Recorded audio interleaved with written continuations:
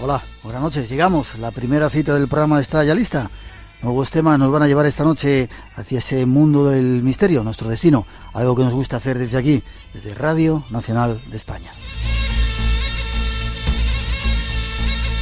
Y cuando son las 2:08, 1:08 en las Islas Canarias, la cordial bienvenida en nombre de todos nosotros. Es un placer compartir este tiempo y esta noche especial aquí de fiesta en Madrid, sintiendo que cada día somos más y más oyentes. Saludos, nos han pedido que diéramos saludos a Virtudes Gómez Tellez y saludos a todos esos oyentes que se van sumando a esta aventura día a día de Radio Nacional de España, los que se unen aquí en nuestra emisora. Saludos a los que nos escuchan desde fuera de nuestras fronteras y a los que lo hacen en diferido a través de los diferentes podcasts, los de Radio Nacional o a través de nuestra página web. Es un placer estar juntos a través de la radio llenando cada semana este espacio en blanco.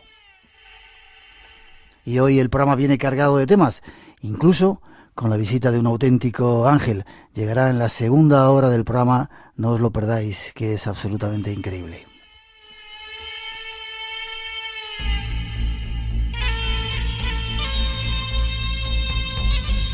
Los canales de comunicación ya están abiertos. Hoy hay concurso también, tenemos 5 premios, 5 libros para sortear entre toda la gente que se ponga en contacto con nosotros.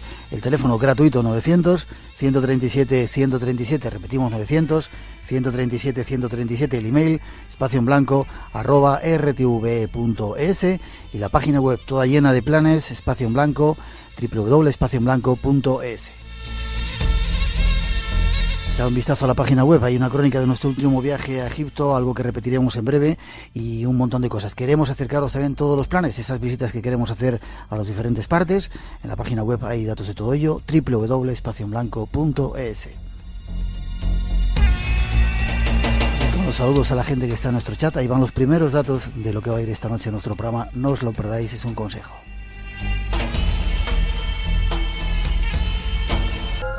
Ahí están las pretensiones de nuestro programa de hoy. Solo nos queda saludar a nuestro invitado, compañero de aventuras, José Manuel Frías, investigador, escritor.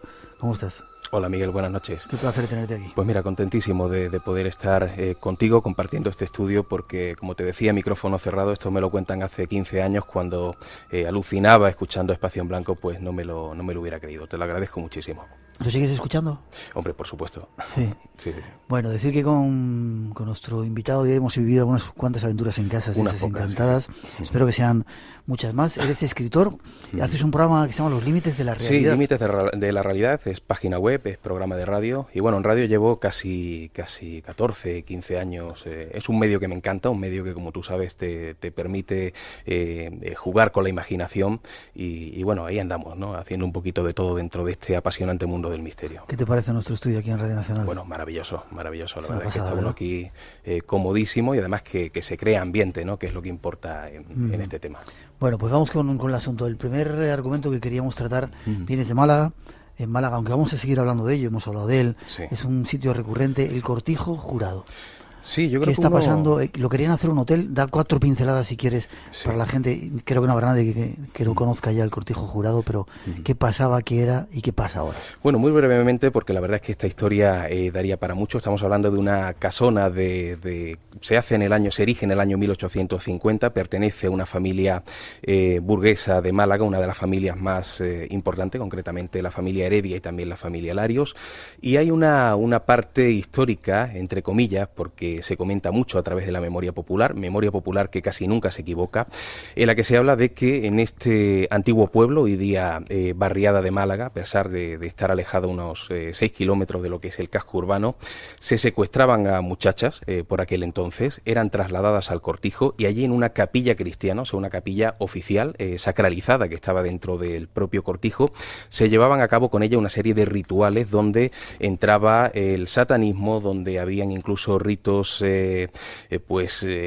sé, satánicos sexuales, podríamos decir, ¿no? Era lo que se comentaba. Parece que esa información nos llega a esa memoria popular a través de trabajadores de estas familias que estaban dentro de la finca y que en algún momento, a través del ojo de una cerradura, de una rendija de una puerta, veían cómo se cometían esos crímenes, ¿no? Hay un túnel subterráneo, presuntamente, que une Cortijo Jurado con Cortijo Colmenares, que está a 2 kilómetros de esta finca. por donde se deshacían de esos cuerpos en un lugar mucho menos vistoso. Esa sería la parte histórica, la parte que nos habla de una serie de crímenes que parece que luego se convierte en el detonante de una serie de fenómenos paranormales que han podido vivir desde vecinos que en algún momento han visto cosas extrañas desde lejos, coches que han pasado por esa carretera o por la autovía que está también cerca de Cortijo Jurado y que han visto sombras extrañas en las ventanas, luminarias, pero sobre todo gente que ha accedido al cortijo en el momento en el que estaba abierto, que han podido ver figuras extrañas que pasan de un lugar a otro, que han hecho psicofonías donde han aparecido inclusiones muy, muy curiosas y sobre todo a mí el caso que más me llamó la atención es un grupo de teatro independiente que junto con una productora de Málaga realiza un cortometraje utilizando los exteriores del cortijo, una obra de ese maestro del terror que es Lovecraft y bueno, a raíz cuando finaliza ese rodaje empiezan a ocurrir cosas extrañas, el actor principal tiene un accidente sin explicación en el ascensor de su propia casa, luego queda en paradero desconocido, hoy día no se sabe dónde está, hay un incendio extraño relacionado también con el caso, ordenadores que se rompen cuando están haciendo el montaje, o sea, se crea una leyenda negra en torno a este cortijo, leyenda que por supuesto ha resucitado hoy día con el tema de la quiebra de la empresa que... Espera, sí. Hasta ahí la historia. Exactamente. La casa se abandona, está deshabitada, sí. De repente alguien la compra y quieren hacer un hotel, ¿no? Sí, sí, un hotel que lo curioso, lo realmente extraño es que esta empresa compra el terreno y compra la finca hace 7 años, o sea, son 7 años en los que parece que no se ha podido nunca, no solo ya culminar ese proyecto, casi ni empezarlo, o sea, hay trabajadores que han estado en esa obra y han afirmado que objetos se mueven de un lugar a otro, que hay máquinas que se paran y se encienden solas, que han visto pasar por delante seres extraños. Yo no sé si eso es verdad o no, a mí me lo han contado trabajadores que han estado allí y parece que eso ha ralentizado las obras, la empresa finalmente ha quebrado, ha salido a subasta en 2 ocasiones y siempre ha ocurrido algo que ha impedido que se pudiera vender o comprar en este caso y bueno, ahí sigue flotando esa leyenda negra, ¿no? Yo me imagino que eso tiene su explicación lógica, el tema de la quiebra, el tema de las subastas, pero sí es cierto que esto ha resucitado la historia y ha permitido que muchos trabajadores de esta antigua empresa cuenten las vivencias que han tenido allí, que son las que te comentaba antes, ¿no? Y ha surgido también la prensa, contaba el Hotel Maldito, como si lo que ahí hubiera, hipotéticamente, si es que realmente ha habido siempre alguna vez algo, quisiera impedir que se hiciera un hotel. Exactamente, yo creo que eso es parte de esa leyenda negra, parece que hay algo que pugna para que no se convierta aquello en un hotel, que incluso ya en su momento impidió que se hiciera el cortometraje aquel del que te hablaba y que nunca viera la luz, o sea, hay algo extraño que flota en Cortijo Jurado y algo muy importante, tú sabes que es casi un síntoma, una sintomatología dentro del mundo del misterio, lugares donde han ocurrido hechos luctuosos que luego han dado lugar a fenómenos extraños, da igual que tú aquellos lo eches abajo, que construyas luego encima otro edificio, parece que esa energía positiva o negativa continúa en el lugar. Si aquello se convierte finalmente en un hotel, yo estoy totalmente convencido de lo que allí existe, esa energía que flota en el lugar va a seguir existiendo cuando sea hotel y va a haber muchas personas que van a poder experimentar el misterio. Yo estaba pendiente si lo hacían para reservar alguna habitación porque sitio curioso. Cortijo Jurado, atento, va a dar muchas noticias todavía. 2 y 18. 900-137-137 nuestro teléfono. Es el primer apunte de esta historia que hoy queremos contaros. Hay una segunda introducción que nos va a dar más datos. Tenemos un concurso en marcha, 900-137-137 por si queréis intervenir. Hay personas que creen en los milagros. Según dicen, siguen sucediendo. Ocurren cada día, pero a veces pasan desapercibidos por la mayoría de nosotros.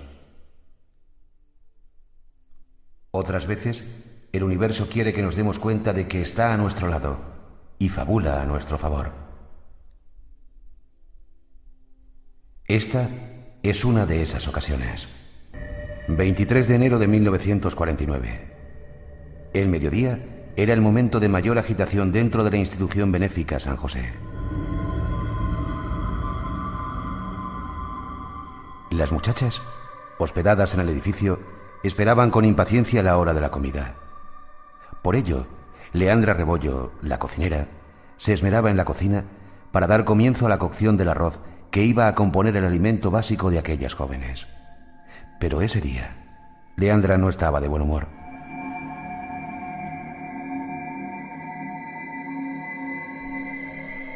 Al contrario de otras ocasiones, en las cuales los donativos habían servido para preparar una mayor cantidad de comida para repartir entre las pobres de la localidad, esta vez solo se podría dar de comer a las internas.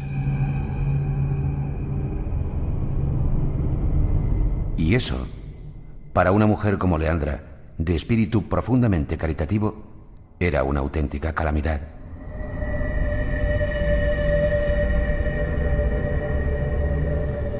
Por lo tanto, la buena mujer vertió 3 tazas de arroz en la olla, unos 750 gramos. Mientras lo hacía, se le vino a la mente la imagen del beato Fray Juan Macías, místico de la Iglesia Natural de Ribera del Fresno, localidad cercana, donde había nacido la propia Leandra, a la vez que pronunciaba las palabras: «Hoy, beato, los pobres sin comida». Tras abandonar la cocina por unos minutos, regresó de nuevo para mover el arroz, quedando perpleja ante lo que allí ocurría.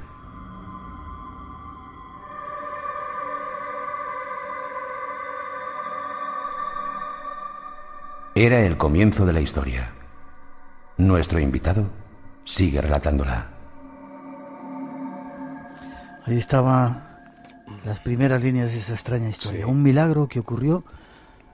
Bueno, cuéntanos, ¿dónde ocurría? Sí, bueno, ¿Y qué era esto? Curiosísimo, año 1949, Olivenza, este pequeño pueblecito de Badajoz, fronterizo con Portugal, un pueblo además muy curioso por ese carácter medieval que puedes encontrar en sus calles, y ocurre un prodigio, como hemos escuchado, que es, según la Iglesia Católica, el único prodigio oficializado de multiplicación de alimentos desde aquel famoso de los panes y los peces de la Biblia. Vamos a acabar de contarlo, si te parece, porque sí. Estaba la mujer preparando ahí el arroz, de hecho, 750 gramos, y luego... Sí, bueno, echa esos 750 gramos, los deja cociendo, se marcha a hacer otras labores, y lo curioso es que cuando regresa, ella ya estaba acostumbrada, era cocinera de aquel lugar, y sabía que en esa olla enorme, creo que de 10 litros, solamente una cuarta parte era lo que se llenaba con ese arroz una vez que empezaba a cocer. Bueno, cuando llega a la cocina, descubre que ese arroz está hasta el borde de la olla.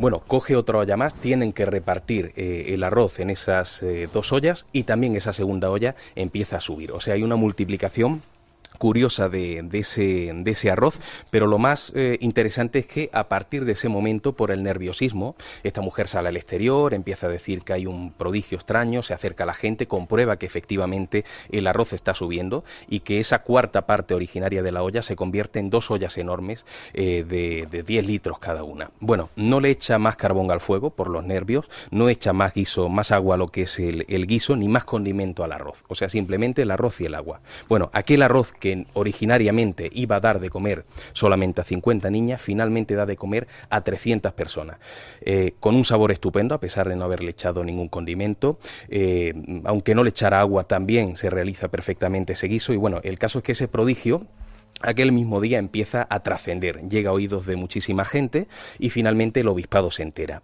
El obispado lo pone en manos del propio Vaticano y el Vaticano decide hacer una investigación. Era un milagro, fue un milagro. Sí, de hecho, las 2 comisiones de investigación que el Vaticano realiza son positivas, o sea, realmente el prodigio es auténtico, según la Iglesia Católica. Una de esas investigaciones requiere el coger una serie de muestras de arroz para ver, según lo que habían echado, que era menos de 1 kilo, 750 gramos, cuánto hubiera ocupado en volumen. Ese volumen supuestamente debería de haber sido de 2,5 litros y finalmente se convierte en 20 litros. O sea, era algo totalmente prodigioso. Y algo que comentaban las mujeres que habían estado presentes durante ese prodigio es que a la vez que el arroz empezaba a surgir, veían cómo de la mitad de la olla salía arroz nuevo, o sea, arroz totalmente crudo. De hecho, cuando luego la gente en el exterior, los pobres, empezaron a comer, decían que el arroz estaba todavía duro. Bien, los peritos que investigaron ese caso decía que el arroz, después de haber estado 5 horas guisándose, debería de haber estado hecho casi una pasta, ¿no?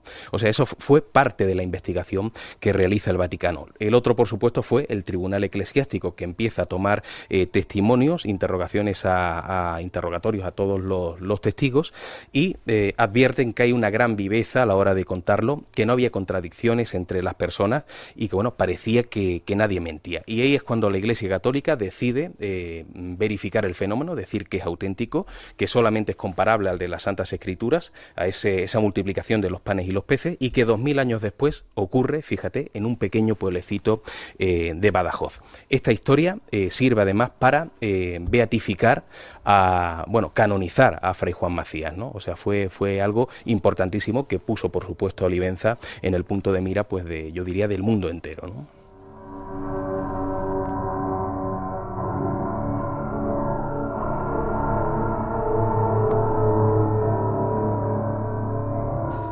Era el milagro que se había vuelto a hacer de multiplicación de alimentos después de que Jesucristo en la Biblia recoge ese otro milagro y certificado por la propia Iglesia. Exactamente, o sea, ha ocurrido en otros lugares supuestas multiplicaciones de alimentos, sobre todo relacionadas con la vida de los santos, ¿no? Entre ellos de Fray Juan Macías, que si quieres luego hablamos un poquito de él, ¿no? Pero claro, ninguno de esos milagros se ha podido verificar de manera oficial, o sea, este es el único 2000 años después. No es una leyenda, no es una historia. Es algo que está, ya te digo, sirvió para canonizar a Fray Juan Macías como intermediador en ese milagro, o sea, estamos hablando de milagro auténtico, único en el mundo, 2000 años después de aquel que se narra en las Sagradas Escrituras. Y ocurrió aquí en España, ocurrió en Extremadura y concretamente en este pequeño pueblecito. Poco conocido, curioso. ¿Tuviste además una de las ollas? Sí, yo creo que fue una de las partes más emocionantes de la investigación, ¿no? Yo cuando me enfrento a un fenómeno de este tipo, sobre todo lo que me gusta es conocer elementos, testigos también, testigos que hayan estado en contacto con ese fenómeno, con ese prodigio, pero sobre todo elementos originales, ¿no? Y cuando me encontré, por una parte, con el fogón original, donde, entre comillas, se coció el misterio, y también con esa olla, pues bueno, para mí fue una experiencia tremenda. Yo tenía ganas de tocar la olla, de verla por un lado, por otro, ¿no? Y bueno, sigue estando allí, es un legado físico que sigue existiendo para que la gente pueda visitarlo y bueno, yo creo que es parte importante del pueblo de Olivenza. Olivenza, frontera con Portugal, dices, sí, en Badajoz. Exactamente. Y detrás de toda esta historia hay un personaje, Fray Juan Macías, que nació en ese pueblo. Bueno, nació en un pueblo muy cercano, a pocos minutos, en Ribera del Fresno, y efectivamente Fray Juan Macías fue supuestamente el intermediador en este prodigio. Es la persona o el santo beato en aquel entonces al que pues esta cocinera, Leandra Rebollo, lo invoca para que de alguna forma realizara el prodigio, ¿no? Diciendo aquello de hoy beato los santos, los niños sin comida o los pobres sin comida, ¿no? Pues sobre todo eran niños los que pasaban penalidades en aquel pueblo. Y bueno, aquello sirve para canonizarlo, pero ya lo habían beatificado por otros milagros. Estamos hablando de un personaje importantísimo que sus primeros pasos fueron en Extremadura, pero que luego salta a Latinoamérica por varios países, finalmente se establece en Perú, concretamente en Lima, en el convento de Santo Domingo, y allí es donde empieza una labor importante de ayuda a los pobres, pero también una labor de prodigios muy curiosos. Por ejemplo, uno de ellos es que estaba en la catedral, me parece, en la iglesia, sí, y hay un terremoto, ¿no? Exactamente, estaba en el convento de Santo Domingo, convento que además era también la sede de ese otro santo tan conocido como es San Martín de Porres, el famoso Fray Escoba, y bueno, hubo un terremoto que afectó a toda la ciudad. Él estaba dentro del convento, dentro concretamente además de la iglesia, muy cerquita del altar mayor, estaba rezando una figura de la Virgen, y claro, cuando empieza el terremoto, aquello a moverse, salen todos los monjes corriendo, y él pues los imitó, iba a salir corriendo también. En ese momento escucha una voz de mujer que le dice: ¿a dónde vas? Quédate aquí. Él mira hacia la Virgen porque de ahí surgía el sonido y en ese momento la visión que él tiene es la de la Virgen sonriéndole, señalándole con la mano y diciéndole: quédate aquí que no va a ocurrir nada. Efectivamente, el terremoto empieza a asolar toda la zona de Lima donde estaba, digamos, el punto neurálgico, afecta también al convento, pero curiosamente la zona donde estaba Fray Juan Macías, donde la Virgen le había dicho que se quedara, quedó intacta. O sea, él salió sano y salvo de aquel terremoto, mientras que el resto del convento fue muy afectado por aquel Y era uno de los muchos portentos que había hecho. Curó incluso a gente, sacó. Sí, hay dos prodigios de curaciones que a mí me parecen curiosísimos, porque si nos fiamos, yo personalmente me fío de las crónicas que existen de compañeros suyos que dejaron todo aquello por escrito. Hay una niña, hija de una famosa familia de allí de Lima, por aquel entonces, principios del siglo XVI, que, bueno, estaba en mitad de la calle y un carruaje la arrolla. Le rompe gran cantidad de los huesos del cuerpo, la niña estaba ya moribunda, el médico cuando viene le da la extrema unción, pero los padres, conociendo un poco la trayectoria de milagrero de Fray Juan Macías, le piden el favor de que visite a la niña, ¿no? Este hombre llega, le hace la señal de la cruz, con una cruz que él tenía colgada del cuello, le hace la señal sobre diversas zonas donde estaban las heridas de esta niña, y al poco tiempo la niña se levanta y empieza a jugar. Hay otro caso también curiosísimo de un negrito llamado Antón, que cae en un pozo, cae de cabeza cabeza, se fractura el cráneo, empieza la gente a llamarlo y evidentemente estaba en el fondo del pozo y no reaccionaba porque posiblemente estuviera muerto. Fray Juan Macías se acerca, mira a la boca del pozo y lo llama por su nombre, le dice: Antón, sal del pozo, y este hombre no se sabe cómo, escala el pozo, sale al exterior y todas esas fracturas habían desaparecido por completo. Esta noche contándoos algunos casos curiosos de nuestro país y dentro de nada nos vamos a ver una carretera que ya veréis. Este santo en la actualidad le siguen rindiendo culto. Sí. Siempre ha sido muy querido por la gente. Fíjate que hoy día es santo, o sea, está canonizado, pero la gente lo sigue conociendo como el Beato Fray Juan Macías. Yo creo que por el cariño que le tienen. Él fue canonizado en 1975 y precisamente a partir de entonces hay un aumento en cuanto al furor de la gente por ir a los lugares que él había pisado y bueno, es mucho más querido incluso que antes. Pero es que en Lima ocurre lo mismo. En Lima es todo un héroe. Él, junto con San Martín de Porres, es procesionado por las calles principales de Lima en determinadas fechas. O sea, allí, incluso cuando tú entras en el convento de Santo Domingo, te encuentras 3 vitrinas que además no te dejan de fotografiarlas, y son los 3 cráneos de los principales santos que han existido en Perú. Está San Martín de Porres en el lado izquierdo, si no me equivoco, Santa Rosa de Lima en el lado derecho y en medio Fray Juan Macías. O sea, son los 3 personajes más importantes dentro de lo que es el santoral católico en Latinoamérica. Y era español y era extremeño. Fíjate dónde está. Qué curioso. Vamos a otra historia. También ocurría más o menos por esa zona. Es una historia de momias. Sí. Curiosísima, las momias de Llerena, una historia además que ha sido muy polémica también por la reacción que tuvo en su momento la Iglesia y también el propio Ayuntamiento. Estamos hablando del año 1964 en Llerena, también en Badajoz.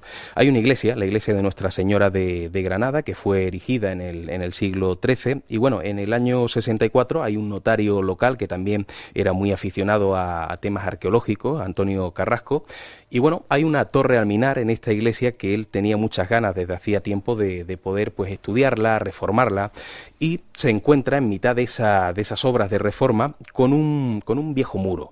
Ese muro es echado abajo, se encuentran una puerta también muy vieja, y cuando abren esa puerta lo que se encuentran es una imagen, yo creo que dantesca, ¿no? Eran miles de cadáveres, algunos de ellos incluso de pie contra las paredes. ¿Miles de cadáveres? Sí, estamos hablando de 6.000 cadáveres. No se contó en aquel momento, se contó tiempo después. 6.000 dentro de una habitación, no excesivamente grande, como te digo, apilados, algunos de pie.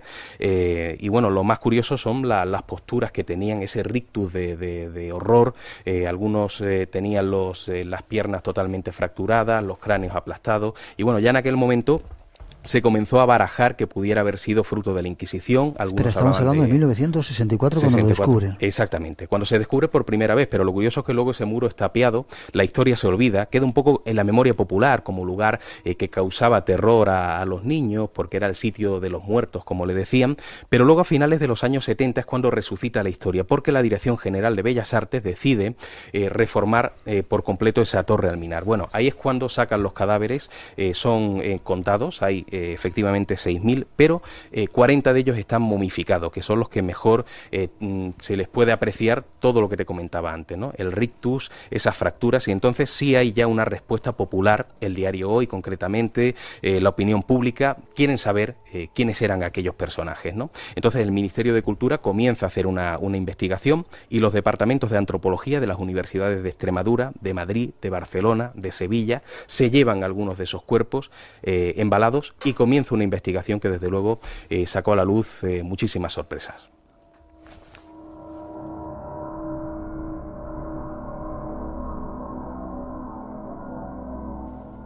Nuestro teléfono está en marcha, 900-137-137, por si queréis intervenir en nuestro concurso esta noche.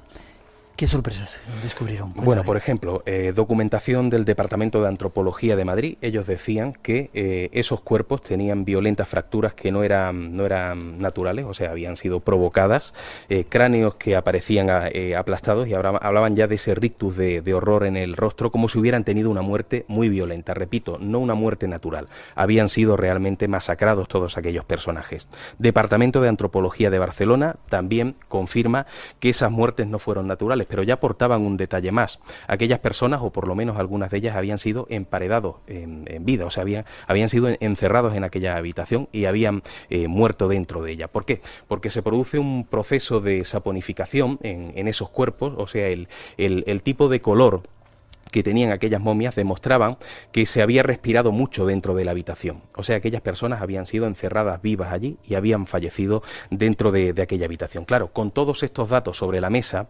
diarios de aquella época, la propia opinión pública empieza a hacerse preguntas. Claro, querían saber a quiénes pertenecían aquellos restos. ¿Y quién acabó con ellos? Bueno, exactamente, eso es lo más importante. Querían saber quiénes fueron los verdugos de aquella historia, ¿no? En un primer momento se pensó en la guerra civil, se descartó rápidamente porque no coincidían las fechas. Aquellas momias eran mucho más antiguas, con lo cual el punto de mira se coloca en la Santa Inquisición. Claro, fue mencionar la Santa Inquisición y ya comienza pues una lucha entre la Iglesia y los grupos de investigación que estaban en aquel entonces intentando sacar datos, ¿no? Hay un proceso muy triste de desinformación, de mutilación de datos. Incluso hay antropólogos que se retiran de la investigación porque se sienten ridiculizados con las opiniones que se vierten. Algunos incluso cambian el veredicto. Y bueno, hay algunas informaciones que ofrece también en su momento el ayuntamiento diciendo que aquellos eran cuerpos que pertenecían a un antiguo cementerio y que luego fueron trasladados allí. Aquello no tiene lógica, no hay documentación que acredite aquello y que además, si un cementerio antiguo se clausura, los cadáveres se pasan al nuevo cementerio. Tú no metes 6.000 cadáveres en una torre, ¿no? Aquello no tenía ninguna lógica. Hay una censura muy fuerte a los medios y personalmente yo me he sentido también, en cierto modo, casi perseguido por personas que... Cuando hacías la investigación. Exactamente. Y algo que me decían mucho, decía, es que a los muertos hay que dejarlos en paz. Y yo les respondía siempre que aquellos muertos llevaban mucho tiempo sin paz, precisamente porque no había salido a la luz la verdad. ¿Y cuál es la verdad que llegaste a averiguar? Pues yo pienso y tengo la certeza absoluta, como tienen también otros investigadores, de que aquello es fruto de la Santa Inquisición. De hecho, fíjate que en el año 1501 hay una sede del Tribunal del Santo Oficio que se instala en Llerena. Estamos hablando de que la Santa Inquisición solamente se instalaba en las grandes capitales o como mucho en lugares donde habían ocurrido hechos muy importantes. Llerena es un pueblecito pequeño. Si se instaló allí era por algo, ¿no? Y efectivamente empiezas a buscar información, te das cuenta de que allí estuvo uno de los tribunales más importantes de España, de la Santa Inquisición. ¿Y por qué fueron allí? Porque había una secta conocida como la de los Iluminados o los Alumbrados, que venía de Francia. Espera, que hay que hacer un poco, sí, ahora que está de moda el tema de ángeles y demonios y los Illuminati, antes de que se fundaran los Illuminati en Baviera, los Iluminados ya existían en España, era algo parecido, esta secta. Exactamente, es una secta además que cuando llega a España empieza a mezclar una serie de conceptos, por una parte del catolicismo, también del luteranismo, pero bebían de muchas fuentes, pero luego estaban en contra de todo tipo de ritos cristianos. Incluso se hablaba de que en aquel entonces llegaron a asesinar por medio del envenenamiento a un obispo, profanaban lugares sagrados, incluso mantenían relaciones sexuales con mujeres del pueblo como penitencia, o sea, el castigo que les daban a esas mujeres que habían cometido algún pecado era que se acostaran con ellos, ¿no? Aquello, imagínate lo que significó en aquella época. Bueno, significó precisamente que el tribunal se instalara allí para intentar exterminar a todas estas personas, con lo cual estamos viendo que si mezclamos esos tres elementos, mezclamos por una parte una secta que llega a España y que se instala en la zona de Llerena y que empieza a cometer sacrilegios, que empieza a quemar iglesias, que empieza a mantener relaciones sexuales con mujeres del pueblo, otro elemento que es el Santo Oficio, que se instala precisamente en esta localidad para acabar con esos personajes siniestros, y finalmente 6.000 cadáveres que se encuentran en una torre de la iglesia, 40 de ellos totalmente con fracturas, con cráneos aplastados y con ese rictus de horror. Tú mezclas estos tres elementos y a mí me sale la Santa Inquisición. Ya. Para mí no hay otra. ¿Y las momias dónde están ahora?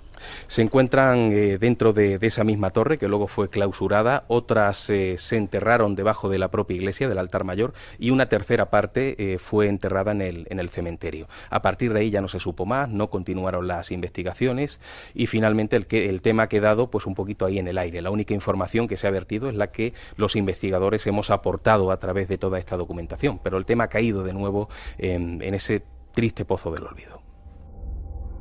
Una ventana abierta hacia otros universos. Espacio en Blanco, en Radio Nacional de España, con Miguel Blanco. Aprovechando esta noche la visita de nuestro invitado. ¿Vives normalmente en Málaga? Sí, en Málaga, y donde me muevo, como tú bien sabes, es toda la zona de Andalucía, últimamente Extremadura, son los sitios que más me gustan. Sabíamos que venía a Madrid, sabíamos por esa especie de magia, y hemos querido aprovechar su visita aquí para que nos cuente alguna de sus investigaciones. Hay otra investigación que estás haciendo antes de que pasemos a esa carretera, no se pierdan esa carretera, el Convento Encantado. Exactamente. En Olivenza, precisamente, es el lugar donde ocurrió el milagro del arroz. Ese pueblo, ¿no? Sí, ocurren muchísimas cosas extrañas. De hecho, algún día te contaré muchas otras historias que he podido recapitular, pero yo creo que esta es una de las más importantes porque entra de lleno en lo que es el campo de la parapsicología, de los poltergeist, ¿no? Eso que nos gustan tanto a los investigadores, ¿no? Y estamos hablando de un convento que se crea a principios del siglo XVI a través de una mujer, Leonor Vela, de la alta burguesía extremeña, que decide invertir sus bienes para crear este convento, que finalmente es dirigido por la Orden de las Hermanas Pobres de Santa Clara de Asís, las monjas clarisas. Está muy poco tiempo en manos de ellas porque luego se produce esa guerra de restauración que comienza en 1640, finaliza en 1668, y durante ese tramo comienza a ser parte de la Orden de San Juan de Dios. O sea, allí se hace un hospital militar, y como tú bien sabes, en los hospitales militares reinaba mucho el caos, la desesperación. Allí la gente que era ingresada por distintas enfermedades, lo más seguro era que murieran, o sea que era muy difícil sanar a personas que eran ingresadas en lugares de este tipo, o sea que había mucho dolor, mucho sufrimiento, y eso a veces queda plasmado en un lugar. Y luego otra cosa, en estas órdenes, en estos hospitales militares, cuando alguien fallecía, habitualmente era enterrado en el mismo hospital, ¿no? Pasa el tiempo y aquello, en el año 1936, con ese triste episodio de la Guerra Civil Española, se convierte en cuartel de la Guardia Civil. Comenzamos con nuevas muertes, gente fusilada, gente que era enterrada en el mismo lugar. O sea, estamos viendo que hay un pasado siniestro que muchas veces, como ocurre casi siempre, se convierte en el detonante de futuros fenómenos paranormales. Muchas muertes, mucha gente allí enterrada, mucho dolor y mucho sufrimiento.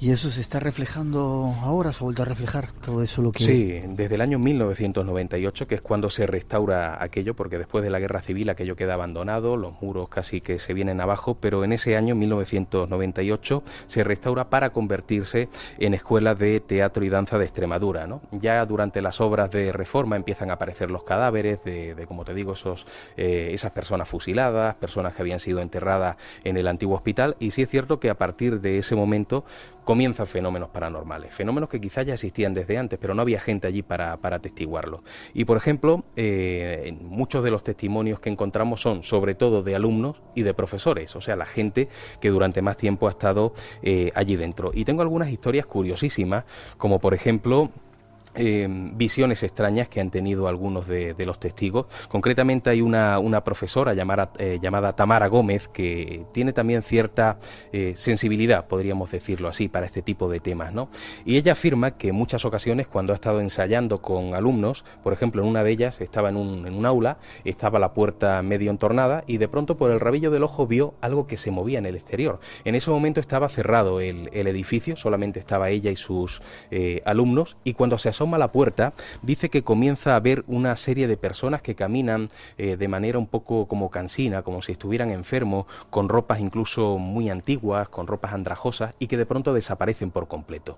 Pero es que en otra ocasión, cuando esta mujer estaba paseando por uno de los largos pasillos de este edificio, de pronto ve que surge de la pared de la izquierda una serie de personajes que parecían enfermos, también con esa ropa andrajosa, en ropa de época, y desaparecen por la otra pared. O sea, estamos hablando de un fenómeno de visualización de lo que podríamos considerar un fantasma o un espectro. Se manifestaban teóricamente esa gente que había estado en el hospital con los mismos ropajes. Exactamente, la misma indumentaria, parecían personas enfermas, pero no son los únicos fenómenos. Para mí son los más impresionantes, evidentemente, porque dentro del mundo del misterio las visiones de seres extraños es lo que más impresiona. Pero han habido muchos, por ejemplo, golpes extraños, voces en mitad de la noche cuando hay gente allí ensayando. Incluso ocurrió un fenómeno curioso. Había una serie de alumnos dentro de una habitación, también haciendo otro ensayo, y había una gran cortina, detrás de la cual no había nadie, por supuesto, y de pronto aparece una mano al otro lado de la cortina, se le aprecian perfectamente los dedos, que recorren la cortina de un lugar a otro, como acariciándola. Claro, se pensaron que había alguien y fueron rápidamente a mirar, pero aquello estaba completamente vacío. Y fíjate, había un reloj de pared ubicado en un lugar concreto y siempre se detenía a las 6 de la tarde. Claro, empezaron a pensar que quizás las pilas estaban mal, las cambiaron, empezó a funcionar el reloj, pero de nuevo se paraba a las 6 de la tarde. ¿Y sabes cómo solucionaron aquello? Cuando cambiaron el reloj de pared, empezó a funcionar perfectamente. Y ya empezó la sospecha de que quizá tras esa pared podían existir cuerpos también de personas que habían fallecido en aquel hospital, porque era solamente en ese punto donde el reloj se paraba a una hora concreta, las 6 de la tarde. ¿Se investigó esa pared? No llegó a... Era una de las cosas que intentó uno de los investigadores que estuvo por allí por la zona llevando a cabo el tema, el ver si detrás de esa pared había algo, pero no se llegó a hacer. Y hay otro caso, si me permites que te lo cuente muy brevemente, porque dejó totalmente anonadados a gran parte de los alumnos. Estaban a las 2 de la madrugada ensayando en la zona de la iglesia, que es donde ensayaban sobre todo las canciones así tipo líricas, y había una de ellas concretamente que hablaba un poco de la supervivencia del espíritu, ¿no? Y era muy curioso, era una serie de cánticos muy repetitivos, con frases muy místicas, ¿no? Y en mitad de ese cántico se quedan todos paralizados porque escuchan que hay una voz que está cantando por encima de ellos. Se callan todos y escuchan a una mujer, una especie de soprano, cantando muy fuerte, con el sonido de acompañamiento de un órgano de tubo, cuando allí no ha existido nunca un órgano de tubo. Fueron corriendo para la iglesia, el sonido seguía allí, pero no consiguieron ubicar el lugar exacto. O sea, la voz de una mujer en mitad de la noche que surgía en un lugar donde no había ninguna mujer cantando y un órgano de tubo, pues casi fantasma, ¿no? Vemos que los fenómenos han sido muchísimos, llantos de niños también que se han escuchado, concretamente en el cuarto de baño. Hay alumnos que han pasado por allí, han dicho que hace un niño ahí llorando. Cuando han entrado allí no había absolutamente nadie. No sabemos qué ocurre allí, pero los fenómenos son muy vivos y siguen ocurriendo hoy día. Sí, siguen ocurriendo hoy día todavía. Sí, y de hecho, hace poquito que la Escuela de Teatro y Danza se ha trasladado a Cáceres, aquello se ha quedado vacío, pero se va a convertir en un hotel. Yo estoy totalmente convencido, como te hablaba del caso de Cortijo Jurado, de que cuando aquello se convierta en un hotel, esos fenómenos van a continuar y estaremos ahí para cubrir. Sí, vete reservando habitaciones. Sí, desde luego. 900-137-137 nuestro teléfono. Concurso que hay en marcha, 5 libros sorteamos. Y hay otra historia más que ha investigado nuestro invitado que queremos contaros.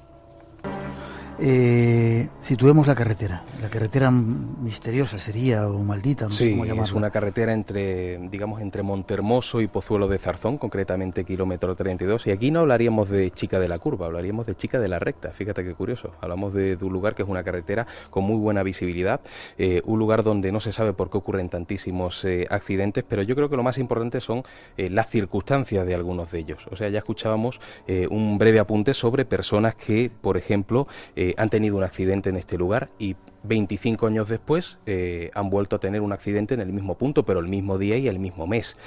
Personas que han fallecido y 25 años después ha fallecido su hermano o su hijo el mismo día y el mismo mes. ¿Está corroborado eso? Sí, totalmente, con documentos. Y estamos hablando de algo que no puede ser fruto de la casualidad. Pero es que incluso hay personas que han tenido accidentes, que han sobrevivido y dicen que el accidente lo han tenido porque en ese momento hay una extraña niebla, una extraña luz que los ha cegado y que ha hecho que de alguna forma el coche se saliera de la carretera, o incluso personas que estaban conduciendo, que esto es más raro todavía, por otros lugares de lo que es la comarca y de pronto se han desorientado, se han salido de la carretera y han aparecido en este kilómetro. ¿Sí? Fíjate. Es una recta muy pronunciada sí, y luego hay una curva, ¿no? Sí, lo que pasa es que la recta tiene muy buena visibilidad y ahí es donde ocurren los accidentes. En la recta, ¿no? En la recta. Y en la misma recta es donde existen algunas apariciones extrañas. ¿Tú has estado allí? He estado allí, he corroborado con muchos testigos que ocurren esos fenómenos, que han habido accidentes extraños, y lo de la chica de la curva o la dama de blanco, como ellos la llaman, o chica de la recta, eso sí pertenece quizás más a la leyenda que a la realidad, en el sentido de que se comenta mucho, pero no he conseguido dar con testigos concretos, pero se habla de ella como una dama vestida de blanco que surge de una laguna que está a 100 metros de la carretera, y se dice, cuenta la tradición, que fue una mujer que tuvo un accidente en este lugar, que no fue socorrida al momento y que por eso reclama el alma de la gente que pasa por allí. Al contrario de la chica de la curva que te advierte del peligro, en este caso intenta que te salgas de la carretera para que corras el mismo final que tuvo ella. También se habla de una mujer que apareció en la laguna flotando, que fue asesinada, o sea, son cosas que pertenecen a la leyenda. Lo que no pertenece a la leyenda son realmente los otros testimonios que hablan de muertes extrañas y que hablan incluso de extraños suicidios que se han dado allí. Y hay más, además, unas extrañas manchas en la carretera, ¿no? Eso es curiosísimo porque siempre se ha hablado de... Es una mancha color ocre muy grande en el centro. Justo como si fuera de sangre. Sí, parecida a la sangre, ¿no? Parece sangre seca y ocurre además, se ve la zona precisa donde hay más accidentes. Tú miras en lo que es la cuneta y ves los fragmentos de coches y todo eso. Siempre se ha hablado de que eso es la sangre, o decía la tradición, de la gente que ha muerto allí. Pero a través de pruebas de luminol se ha visto que no es sangre, que es óxido. Pero lo curioso es que cada vez que se ha limpiado ha vuelto a aparecer. Entonces la cosa queda un poco ahí en el filo de la navaja. No sabemos si realmente forma parte de un fenómeno extraño por el hecho de que aparezca a pesar de ser limpiada o que simplemente sea óxido, ¿no? No sabemos, no podemos dar una conclusión. Lo que sí sabemos es que no es sangre. ¿Cómo está ahora el tema en la actualidad? Bueno, muy candente sobre todo porque es una zona donde hay muchísimos avistamientos ovnis. Algunos de ellos quizás puedan ser los que han provocado esos accidentes. ¿Avistamientos ovnis? Sí, allí desde el año, pues me parece que 75, pues hay una gran incidencia que es casi única en Extremadura. O sea, muchísimos casos, hay cientos de testigos que han visto luces extrañas, sobre todo objetos fusiformes, forma casi de puro, pero las puntas un poquito más aplanadas, incluso pequeñas esferas tipo Foo Fighters, y que no solo se conforman con aparecerse a lo lejos, sino que a veces se colocan encima de los coches, detienen el motor de un coche en marcha, impide que las puertas se abran y por supuesto más de una persona que ha estado conduciendo por allí se ha llevado el susto de su vida, claro.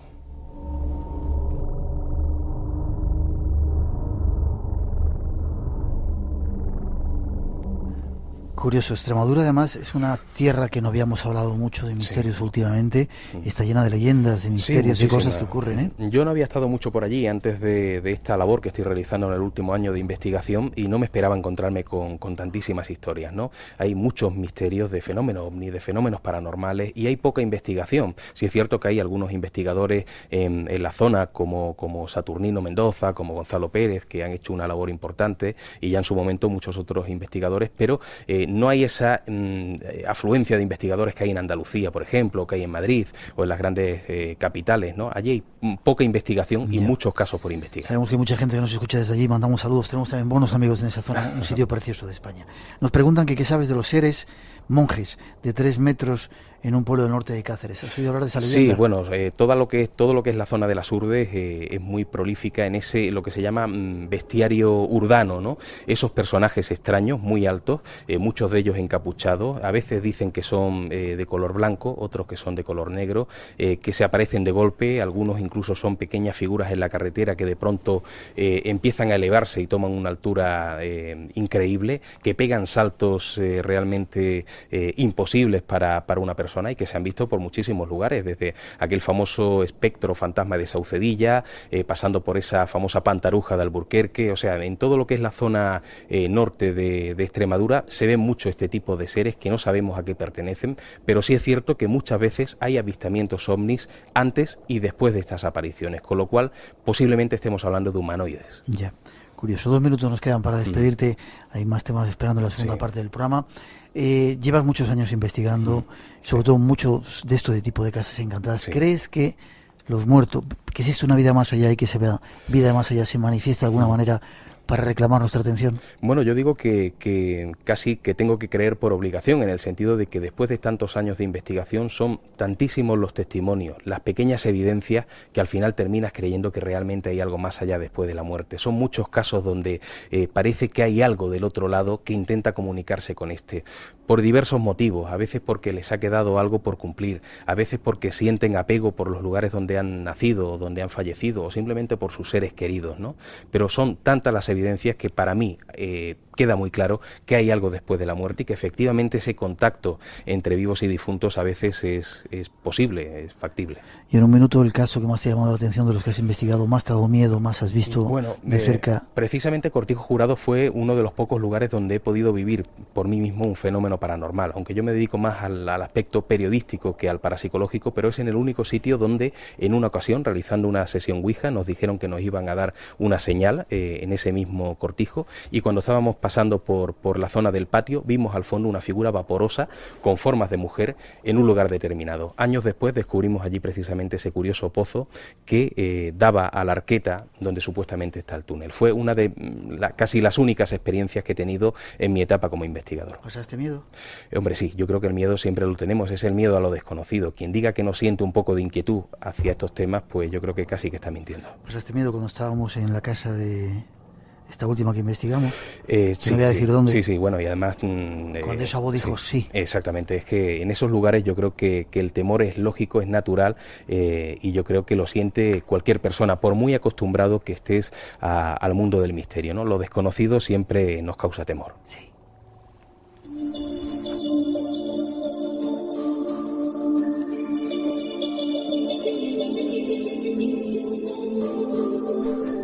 Una pena que se termine nuestro tiempo. Hay más temas esperando.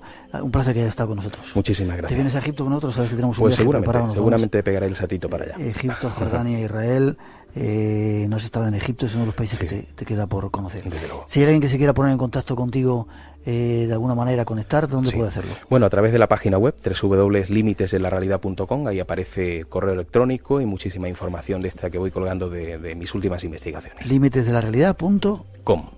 Exactamente. Un placer, gracias por haber estado en Madrid. Te veo en Málaga y por ahí. Gracias por estar en el Espacio en Blanco. Gracias de la familia. Un fuerte abrazo. Gracias.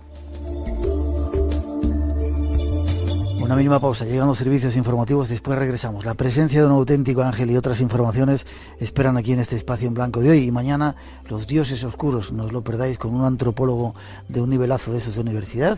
Y hablaremos también de espadas y leyendas, aquí en el Espacio en Blanco, en Radio Nacional de España. 900-137-137, nuestro teléfono, por si queréis intervenir. No os vayáis, que enseguida regresamos.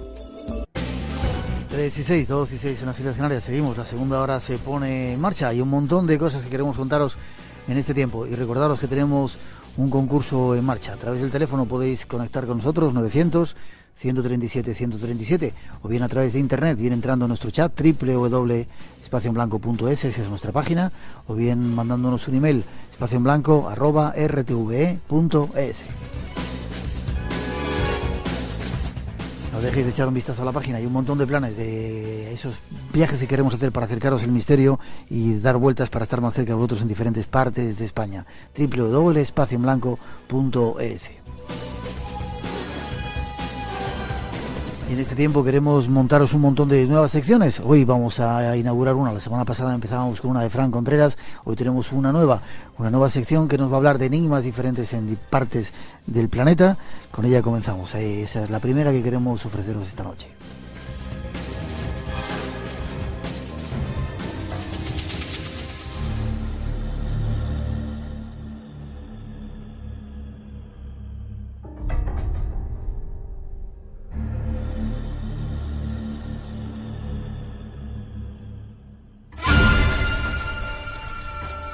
Escuchar bien esta música. A partir de ahora va a ser la sintonía de otra nueva sección que lanzamos en el Espacio en Blanco. Estábamos que lo tiramos últimamente. Una sección que va a dar vueltas por el mundo tratando de averiguar, primero de hablaros de enigmas pendientes y sobre todo de averiguar lo que está ocurriendo con esos enigmas. Nuestro compañero Lorenzo Fernández se va a encargar de hacerlo. Buenas noches, don Lorenzo, ¿cómo está usted? ¿Qué tal, Miguel? Pues encantado ya de volver delante de los micrófonos. Volvemos otra vez a estar juntos en un programa de radio, ¿te acuerdas? Sí, señor, 14 años después, ¿eh? Se dice pronto. 14, no, pasa tanto. Sí, 95, desde 95. Vamos a dejarlo en 4 o 5 solo, hombre. Venga, vale. 14 años, Dios mío, bendito. Bueno, pues Lorenzo Fernández era un compañero del Espacio en Blanco, empezó con nosotros haciendo radio en el Espacio en Blanco y vuelve con su propia sección Enigmas Pendientes. Y hoy nos traéis una, arrancamos ya rápidamente, ¿verdad? Sí. Sin presentaciones. Ha habido una noticia hace poco tiempo en los informativos en los que se decía que se había hallado los restos de una vampira en Venecia. ¿Es cierto? Ni más ni menos, sí, eso es lo que confirmaban los antropólogos. Si te parece, yo creo que es interesante, además llamativo, aunque sea en italiano se entiende bien, cómo daban la noticia los medios italianos de este hallazgo. Ahí vamos. Una scoperta eccezionale a Venezia, nell'isola del vecchio Lazzaretto, un teschio medievale con un mattone in bocca. Sarebbero i primi resti di una donna accusata di essere un vampiro. Creo que se entiende, pero dice que en una isla del viejo Lazareto han encontrado restos de lo que era, un esqueleto con un ladrillo metido en la boca que dicen que podía ser los restos de una vampira. Con un ladrillo en la boca, fíjate qué bestialidad, ya no pasamos de la estaca clásica a meterle un ladrillazo a la pobre señora, ¿no? Y es cierto que los medios de comunicación se han hecho eco rápidamente en todo el mundo gracias a la agencia Reuters, ¿no? Que nos hablaba pues de que en una plaga, una epidemia de peste que azotó la ciudad de Venecia en el siglo XVI, pues fue la causa de que en parte se acusara a esta pobre mujer que ahora se ha descubierto de devorar cadáveres, es decir, ya no era solo la cuestión de consumir sangre, sino incluso también de devorar cadáveres. Pues bien, cuando se ha hallado esta fosa común, cuando se ha descubierto que tenía este ladrillo en la boca, no solo eso, sino que también se ha visto que tenía parte de la mortaja en el interior de sus fauces, ¿no? Porque cuando se iba descomponiendo el cuerpo, evidentemente los dientes iban saliendo cada vez más hacia afuera, lo que provocó bastante pavor, con lo cual nos viene también a indicar que ese cuerpo antes de ahora ya fue desenterrado. ¿Por qué? Pues posiblemente porque creían que se levantaba durante la noche.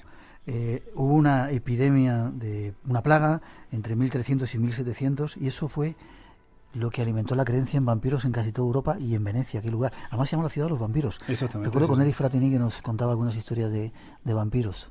Además, Miguel, es que lo que llama la atención de este descubrimiento es que es la primera vez que los antropólogos, es decir, gente de ciencia, después de haber descubierto los cadáveres que hay alrededor de esta supuesta vampira y de la propia vampira, han confirmado que se trata de un vampiro y además que es uno de los grandes hallazgos de la arqueología actual. Si te parece, escuchamos al antropólogo. Vamos. Mosso fu considerata una donna vampiro e per questa ragione fu esorcizzata mettendo nella sua bocca un pezzo di mattone. Sono i primi resti di una donna vampiro, di un vampiro attestati archeologicamente.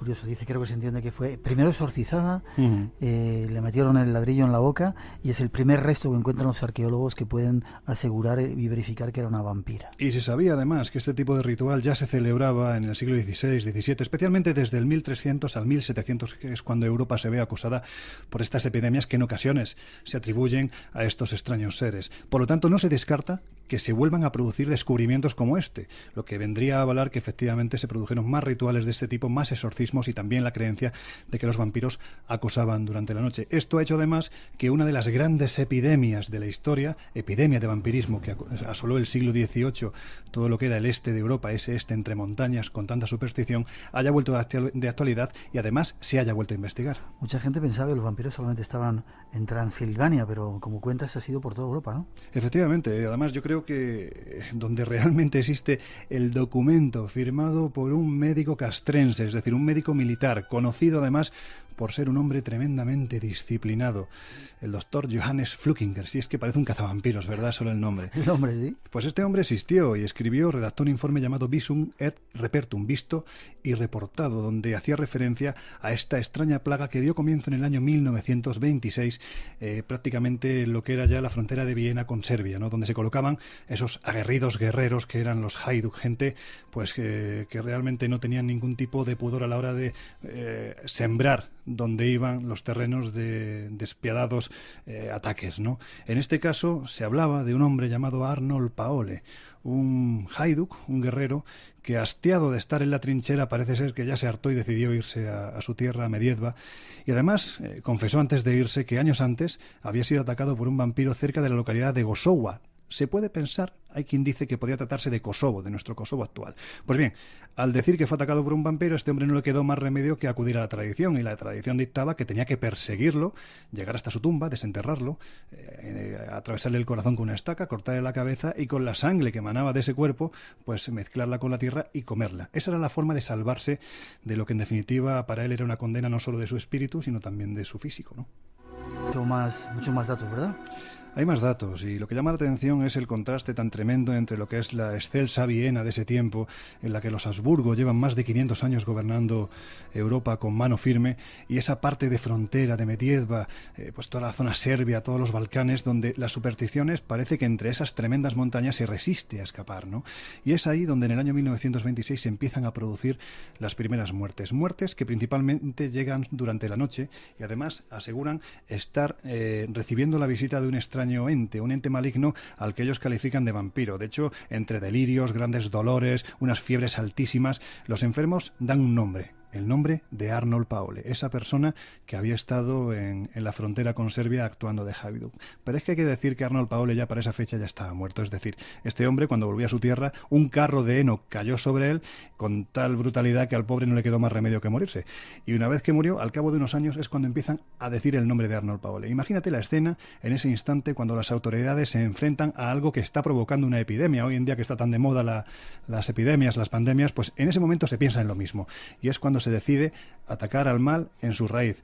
Y pues las autoridades del pueblo, acompañados de varios gitanos, entran en el camposanto de la localidad, antorchas en mano, desentierran el cadáver, y lo que se encuentran es un hombre que, en vez de estar pues en avanzado estado de descomposición, se encuentran un hombre completamente hinchado, como si se tratara de una sanguijuela, de que están saliendo sangre de oídos, nariz, ojos, boca, es decir, está hinchado de sangre. Ahí es donde dictaminan que se trata de un vampiro, y es cuando, siguiendo el protocolo habitual, pues le cortan la cabeza, estacazo en el corazón, y posteriormente lo tiran al río Medepa. A partir de ahí, aparentemente, la epidemia ha terminado, pero vuelve a brotar en el año 1936, esta vez con más virulencia.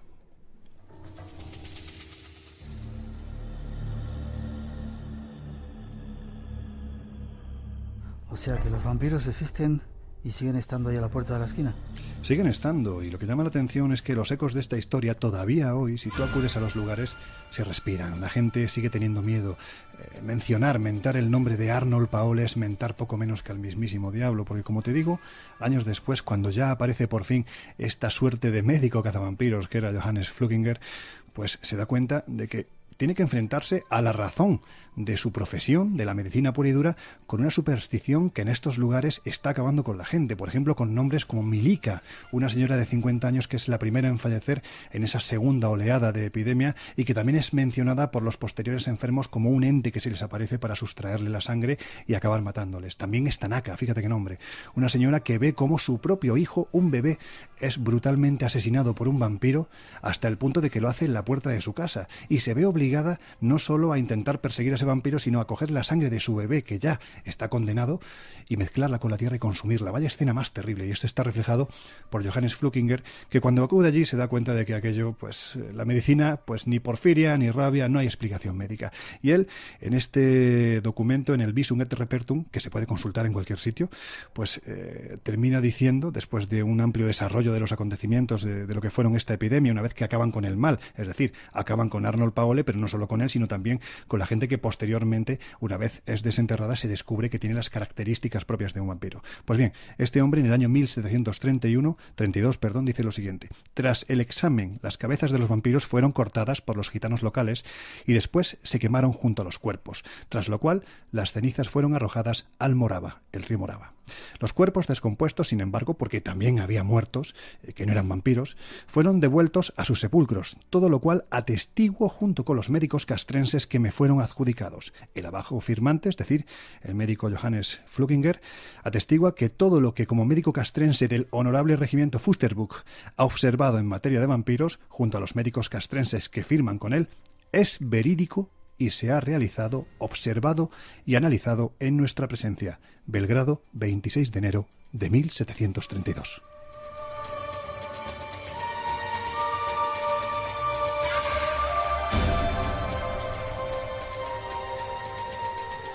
Curiosas historias de vampiros que no son de la antigüedad, sino que siguen estando ahí. Y curioso lo del cine, cómo lo sigue reflejando y cómo a la gente, sobre todo a los jóvenes, les gustan estas historias, ¿verdad? Igual es que son verdad, o hay mucha más verdad de la que nos han contado. Ya sabes lo que decía el profesor Beckett de la Sorbona: la fuerza del vampiro reside en que nadie, o casi nadie, cree en su existencia. Curioso. Primer capítulo de Enigmas Pendientes Enigmas sin resolver, la sección con Lorenzo Fernández. Te digo la semana que viene, ¿de qué nos vamos a ocupar? Pues la semana que viene nos vamos a ocupar de algo absolutamente estrambótico, una calavera que ha sido vista en Marte y nos va a servir para hablar de otras calaveras más humanas, más terrenas y mucho más enigmáticas. Las calaveras de cristal. Sí, señor. Uno de mis temas favoritos. Gracias, un placer, te veo pronto. Un abrazo.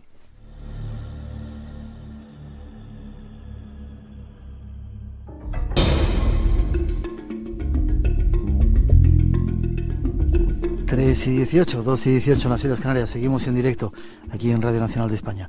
Hablábamos de calaveras de cristal con nuestros dos invitados. Ahora nos vamos al cine. Queremos en esta nueva sección ir avanzando las películas que andan en cartelera y que tienen que ver un poco con nuestros temas. Esto es lo que han preparado nuestros compañeros.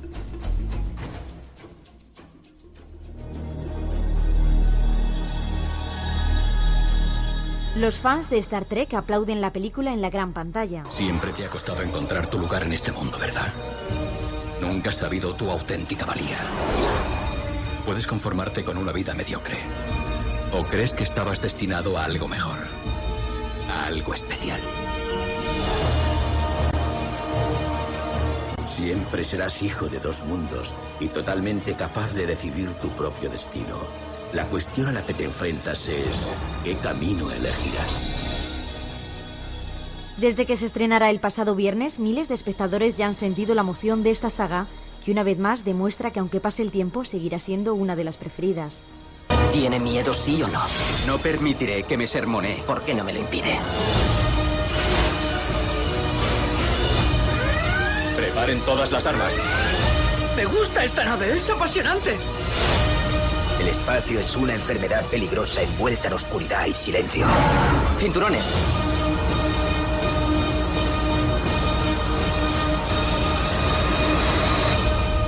La espera ha terminado. Esta nueva entrega de la mítica saga, dirigida por J.J. Abrams, narra la historia del viaje inaugural de la nave más moderna que jamás se haya creado. Su joven tripulación tiene una importante misión: encontrar una manera de detener al malvado Nero, que movido por la venganza amenaza a toda la humanidad.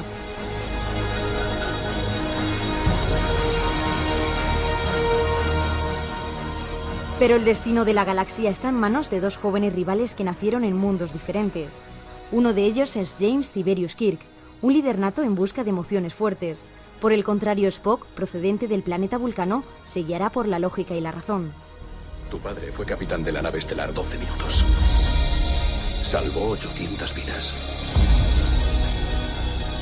Incluida la tuya.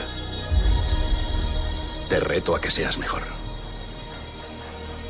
Alístate en la flota estelar. He recibido una llamada de socorro. He esperado este día toda mi vida.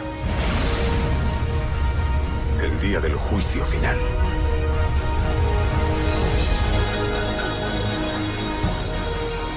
Tras más de 40 años, la 11ª película basada en la serie de ciencia ficción Star Trek de 1966 sigue manteniendo la estética y el concepto, añadiendo más acción, impresionantes efectos especiales y un argumento llevado con mucha claridad de principio a fin. ¿Cómo se llama? Me llamo James Tiberius Kirk. Si aún no la han visto, todavía están a tiempo, ya que es de esas películas que uno no puede perderse. Y estén atentos porque el actor original Leonard Nimoy, que reencarnaba a Spock en la serie, participa en este nuevo film junto con Winona Ryder. No tenemos capitán ni primer oficial para sustituirle. Claro que sí.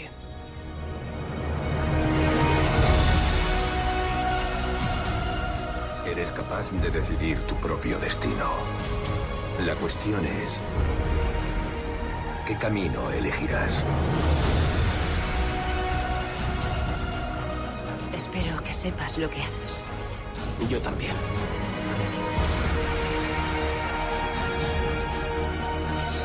James T. Kirk fue un gran hombre. Eso fue en otra vida.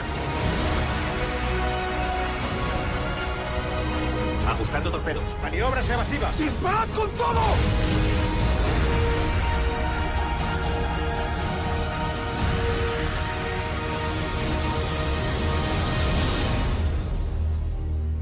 La batalla ha empezado. ¿Han elegido bien el bando?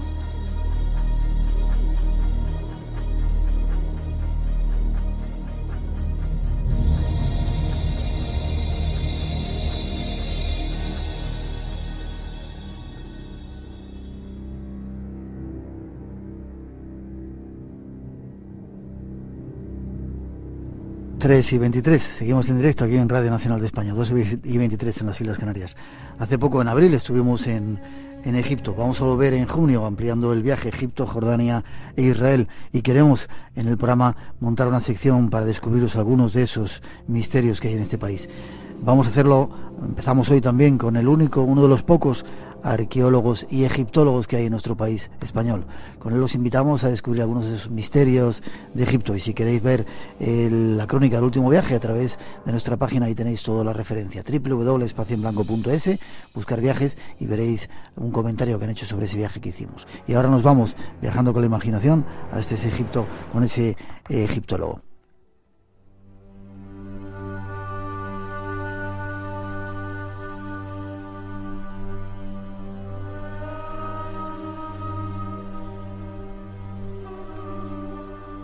Continúa nuestro viaje. En esta ocasión, nuestra visita nos llevará hasta uno de nuestros destinos favoritos, la tierra de los faraones.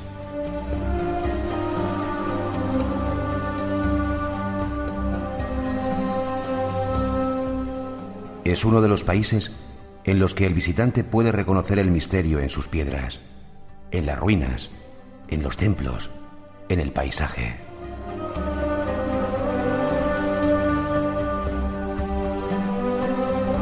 Un misterio que sigue vivo, esperando a que los estudiosos le den respuestas.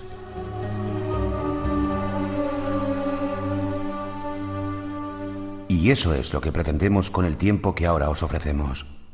Viajar por el país de los faraones de la mano de uno de los pocos egiptólogos que existen en España.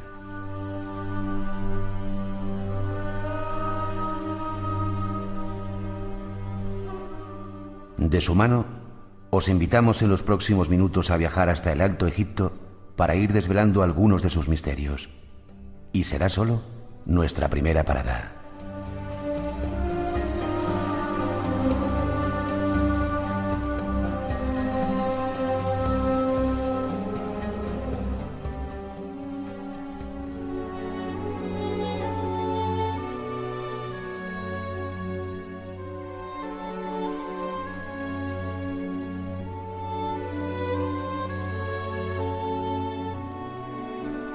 Esta música nos transporta hasta las orillas del río Nilo. Hace poco, en abril, estuvimos en el país de los faraones, en Egipto. Volvemos ahora en junio en un super viaje que estamos preparando y queremos seguir hablando de Egipto. Nos vamos a hablar con uno de los pocos egiptólogos que hay en España, José Llull.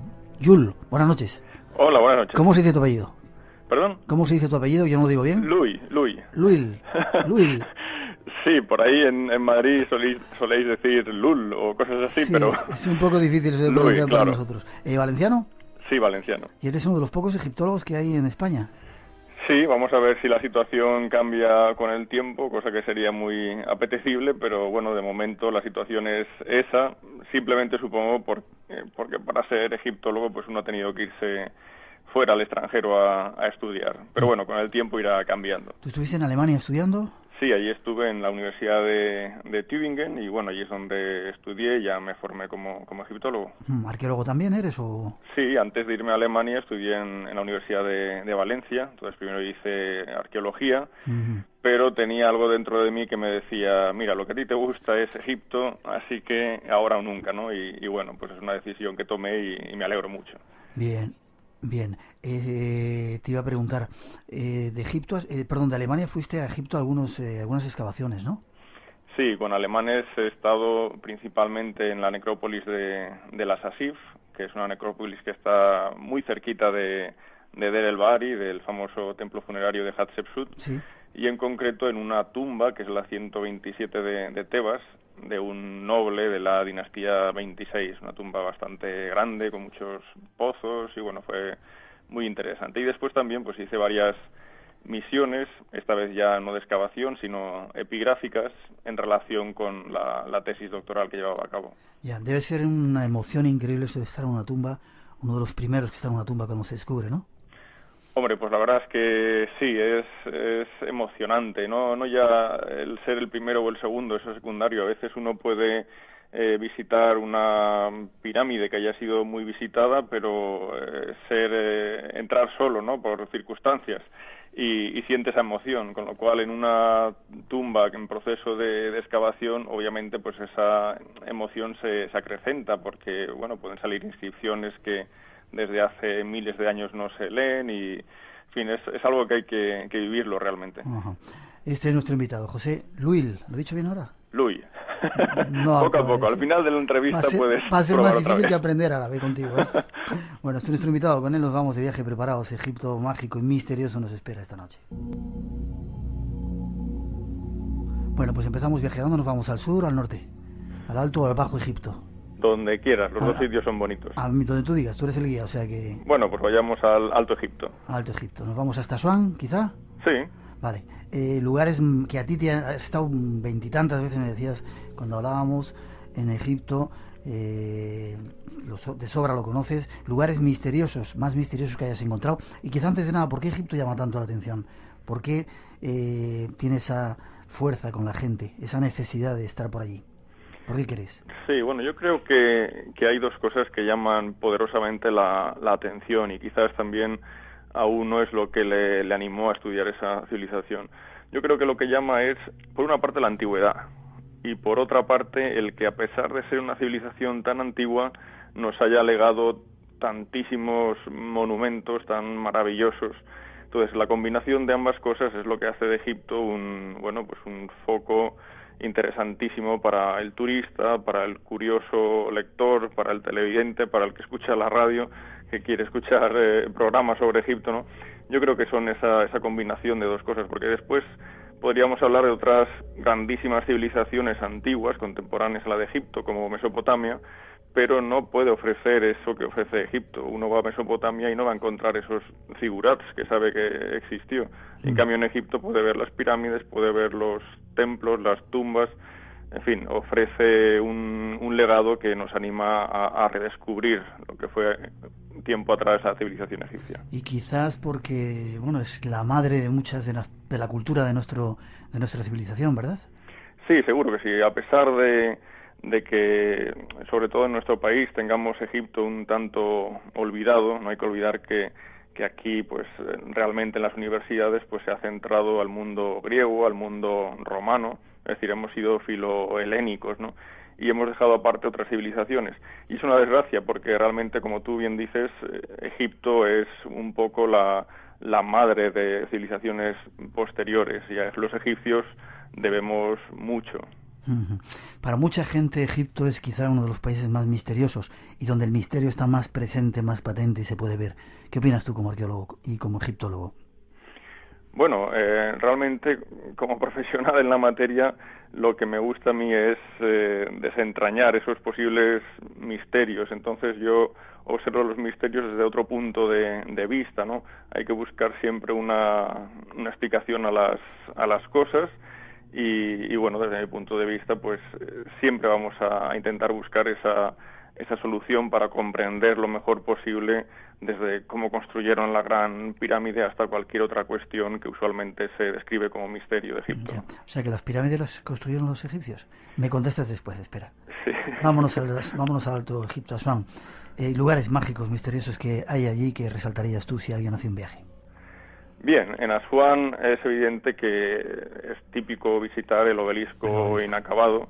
Bueno, eso es una obra descomunal, ver una pieza de casi 43 metros de longitud, de más de 1.200 toneladas de peso, llama mucho la atención. Entonces, desde luego vale la pena ir allí para verlo y para imaginarse cómo los egipcios eran capaces no solo ya de tallarlo, sino sobre todo de sacarlo de la cantera y llevarlo al río para después transportarlo cientos de kilómetros más al norte. Esas preguntas te hago. ¿Cómo lo tallaron? ¿Cómo los levantaron de allí y lo transportaron? Bueno, simplemente estando allí ya podemos ver las marcas de talla que tiene el obelisco en tres laterales. Y si nos fijamos también podemos ver al menos una trinchera que ya se introduce por debajo del obelisco. Es un obelisco inacabado, pero solo con esas muestras de talla que tenemos allí podemos ver cuál era la forma que tenían ellos de intentar sacar un obelisco. Después hemos de tener en cuenta que hace apenas unos 2 años, muy recientemente, se encontraron restos de una rampa muy cerquita de la cantera de granito de Asuán, que evidencian que en el caso de este obelisco, si se hubiese acabado bien, hubieran seguido tallando por delante de él. Bueno, tú has estado allí muchas veces, sí, seguro, y te habrás fijado que el obelisco está inclinado, no está tallado en horizontal. Está inclinado porque una vez acabada la talla, gracias a esa inclinación, él iba a tomar esa pendiente para ser deslizado hacia el oeste en dirección al río, por un sistema de rampas, el mismo sistema que se utilizaría para la construcción de pirámides. Y los restos están allí, o sea, no es una suposición. No lo levantarían, sino que lo dejarían deslizarse. Sí, lo dejarían deslizar hasta las grandes embarcaciones de transporte, de las que tenemos evidencias claras, porque simplemente en el templo funerario de Hatshepsut hay relieves donde se muestra el transporte de obeliscos. Uh-huh. Y bueno, lo que sí que sería impresionante no solo ya sería el transporte y la salida del obelisco, sino sobre todo el colocarlo sobre su pedestal en el templo. Probablemente esto sería lo más complicado en toda la operación. Uh-huh. Curioso, nos has dado una explicación. ¿Más lugares que creas? Bien, también en Asuán, por supuesto, la necrópolis de Kubet el Hawa. Kubet el Hawa es un lugar fascinante en Asuán. Desde ese lugar podemos ver el Nilo a nuestros pies, las diferentes islas, la propia ciudad de Asuán, y estamos ya en un ambiente desértico, pero al ladito del río. Y bueno, es un lugar interesante porque hay muchas tumbas, no solo ya del Imperio Medio, sino también del Imperio Antiguo, y en cuanto a inscripciones, pues algunas de ellas son maravillosas. Por ejemplo, hay una, la 34N, que perteneció a un señor llamado Harhuf. Nos cuenta una aventura fascinante hacia Nubia, hacia las tierras más meridionales, cómo se capturó un pigmeo, cómo el faraón Pepi II, entusiasmado por ver este pigmeo, pues le pidió a Harhuf que lo protegiera. En fin, una serie de cosas encontramos en Kubet el Hawa, no solo ya en las tumbas, sino en los textos, que hacen un lugar muy interesante y desgraciadamente es poco visitado por el turista.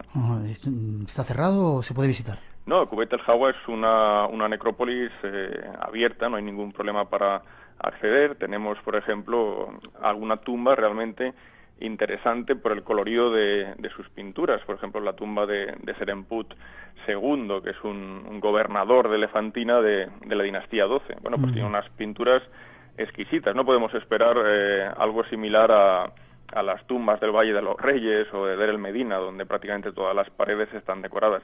En este caso solo es un sector de la tumba, pero desde luego vale la pena porque es algo especial. Y son tumbas distintas.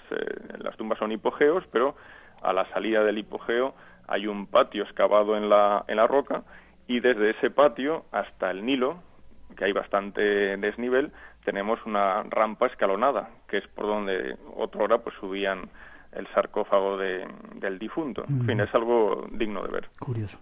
El templo de Philae está también allí en Asuán. Una pregunta, ¿por qué las estatuas que hay en el templo de Philae están todas picadas? Algunos dicen que era para matar la magia que tenía el templo, y otros dicen que fueron los cristianos o las posteriores civilizaciones que dominaron, las que quitaron esa influencia de los dioses, esas figuras de los dioses. ¿Qué crees?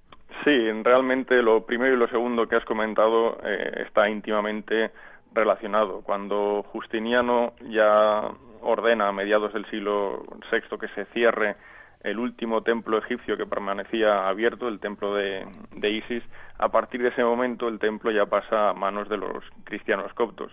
Y por supuesto los cristianos coptos no tienen ningún interés en que las imágenes de esos dioses, que ellos por supuesto consideran paganos, sigan permaneciendo visibles. Así que simplemente las pican para anular, como bien dices, pues la posible influencia que pudieran tener esas antiguas divinidades. Sí, los cristianos coptos pues hicieron en ese sentido mucho daño, no solo ya en Philae, sino en otros lugares. En ocasiones, a veces tenemos la suerte de que quien quiso eliminar esas figuras pues simplemente las tapó con un baño de estuco, con lo cual pues al pasar el tiempo el estuco desaparece y vuelven a aflorar los relieves antiguos. Seguimos, no quiero indicarte lugares. ¿Qué otro lugar misterioso, mágico y quizá desconocido como esa necrópolis de Kubet el Hawa hay en esa zona?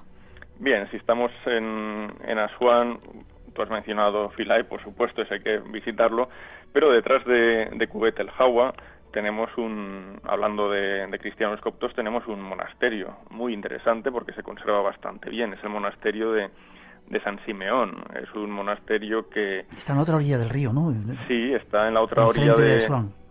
Sí, está en Asuán. De hecho, cuando uno viaja a Asuán y está, por ejemplo, atracado con el resto de cruceros, realmente desde esa posición puede ver sin ninguna dificultad las tumbas de Kubet el Hawa. Sí. Y detrás de esas tumbas, de esa colina de arena, es donde situaríamos este monasterio de San Simeón. Es del siglo VII y fue abandonado pues hacia el siglo XII, me parece, XII-XIII. Y bueno, es un lugar también fascinante por el contexto en el que está. Es pleno desierto. Es muy interesante, por ejemplo, ir a ese monasterio desde Kubet el Hawa en dromedario. Hacemos una ruta de 40-45 minutos y tenemos la impresión de ir solos por el desierto, aunque Asuán la tengamos prácticamente al lado, pero gracias a esa colina podemos disfrutar de una panorámica absolutamente desértica, sin señal de civilización, ¿no? Casi engañándonos a nosotros mismos, pero eso hace divertido el acceso al templo de San Simeón, al monasterio de San Simeón. Y el lugar es como para una película, de templarios o... Sí, a mí es un lugar que me encanta. Estamos hablando de un monasterio y no es, por tanto, un legado de la civilización faraónica, pero es un lugar precioso porque nos recuerda también un tiempo muy interesante vivido en Egipto, el tiempo en el que los coptos, que habían pasado de ser perseguidos a perseguidores, ahora volvieron a convertirse en perseguidos y por eso buscaron, bajo esa presión del mundo islámico, buscaron lugares apartados en el desierto y fortificados. Y esto es lo que nos ofrece este monasterio, donde podemos ver las celdas, el reflectorio, por ejemplo también molinos, en fin, toda una serie de estancias que hacían que la vida en ese monasterio, que a la vez servía de caravanserai, y esto también lo hace importante, pues sea digno de visitar. Una ventana abierta hacia otros universos. Espacio en Blanco, en Radio Nacional de España, con Miguel Blanco. Esta noche viajando con José Lul, bueno, o así parecido el apellido, egiptólogo, hacia alguno de los lugares más mágicos de Egipto. Discúlpame, es que no puedo, ¿eh? Sí, pero tú imagínate que, como es L-U-L-L, imagínate que al final pusieras una I y me dijeras Louis. Eso sería más parecido a la pronunciación del apellido. Trataré de aprenderlo. No sé si seguimos por ahí, pero curioso, el lago Nasser, esa construcción que hicieron, se tragó decenas, cientos de templos del antiguo Egipto, ¿verdad? Sí, desgraciadamente el lago Nasser ha sepultado toda la civilización nubia, no ya solo los templos de época faraónica, que por supuesto también forman parte de ese importantísimo legado arquitectónico, pero desde el punto de vista arqueológico, histórico, la desgracia viene expresada por saber que esa cultura de Uawat, de la Baja Nubia, ese territorio amplísimo que se va más allá de la segunda catarata del Nilo, todo eso ya se ha perdido para siempre. Es más, tenemos fotografías de los años 60, cuando se hicieron excavaciones de urgencia en toda esa zona, de lugares absolutamente fascinantes, como por ejemplo las fortalezas egipcias de Bujen o Sebna, que tienen, bueno, cuando uno las ve, cuando uno ve esas fotos, casi se parecen a castillos de la Edad Media, con sus troneras, sus torres semicirculares, y todo eso ha desaparecido. Eran fortalezas de adobe, y obviamente con el agua y con toda la presión del lago Nasser, todo eso ya no existe. ¿Cómo debía ser esa civilización? Debía ser increíble. Realmente sí. Seguimos viajando. ¿Tú unos días? Bien, pues podemos irnos, estamos en el lago Nasser, podemos irnos a Abu Simbel, por supuesto. Adelante, cuando quieras. Bien, pues también es un lugar digno de visita. Aquí el problema en Abu Simbel es cómo lo visitamos. Si uno viaja en autobús o en avión, que es lo más usual, tiene un tiempo muy limitado y no solo se encuentra con esa limitación del tiempo, sino que además se encuentra con que todos los autobuses o todo el pasaje de los aviones se van a acumular a la vez. Entonces no lo observa realmente bien. Pero bueno, a veces hay que pasar por el aro, como decimos, ¿no? ¿Qué opción tenemos para visitar bien Abu Simbel? Haciendo el crucero del lago Nasser. Esa es una muy bonita opción, porque podemos estar toda una tarde delante de los dos templos completamente solos, visitándolos en su interior, viendo absolutamente bien la batalla de Kadesh, por ejemplo, que es una maravilla cuando uno la recrea en el lugar. Y bueno, ver el amanecer, ver el atardecer en Abu Simbel es quizás una experiencia muy interesante. Ahí hay un dios, una estatua de un dios, el dios Petah, al que dicen que no le puede dar la luz, el dios de las tinieblas. Exactamente, no le puede dar la luz durante la alineación solar que se produce en el lugar todos los 21 de febrero y 21 de octubre. Cuando el sol amanece, en esos 2 días que acabo de señalar, los rayos del sol se introducen por el interior del hipogeo, desde la entrada hasta la capilla donde aparece el dios Ptah. Hay 65 metros de distancia aproximadamente, y cuando los rayos del sol impactan en esa capilla, iluminan progresivamente 3 estatuas. Iluminan la del dios Amón, la de Ramsés II, que aquí actúa no como faraón, sino como divinidad, y finalmente la estatua de Ra-Horajti, que también es una divinidad solar. Pero en cambio la que queda más hacia la izquierda, que es la de dios Ptah, un dios tónico, un dios del mundo subterráneo, siempre queda en penumbra, y esto es lo que hace interesante esa alineación. Es curioso, ¿verdad?, que ocurra eso. ¿Cómo tenían que construir para que hicieran eso? Sí, claro, aquí tuvieron que hacer cálculos astronómicos para que esa alineación fuese posible, y afortunadamente, a pesar del desmantelamiento del gran hipogeo de Abu Simbel, pues la alineación se sigue conservando. No, es muy interesante. Pero más interesante es aún saber por qué los egipcios quisieron realizar dicha alineación. ¿Por qué? Actualmente sabemos que, al contrario de lo que se sigue leyendo en mucha bibliografía, con esa alineación ni se celebra el cumpleaños del faraón, ni se celebra el día de su coronación. Lo que hace esta alineación es indicarnos el primer día de la segunda estación del año egipcio y el primer día de la tercera estación del año egipcio, lo que llamamos nosotros la estación de Peret, que sería la segunda, y la estación de Shemu, que es la tercera. Es decir, tiene una connotación calendárica evidentemente muy importante. Qué curioso.